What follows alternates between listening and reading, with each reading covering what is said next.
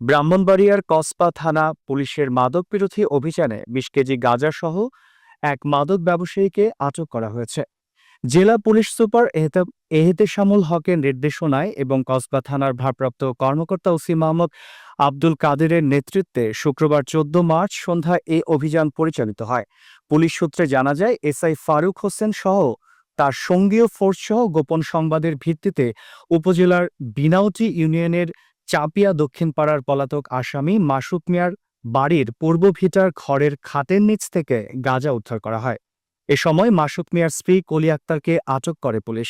তবে পুলিশের উপস্থিতি টের পেয়ে মাসুক মিয়া ও তার গোপীনাথপুর ইউনিয়নের লক্ষ্মীপুর গ্রামের মৃত জাহাঙ্গীর মিয়ার ছেলে মাদক সম্রাট মোহাম্মদ কবির মিয়া পালিয়ে যায়।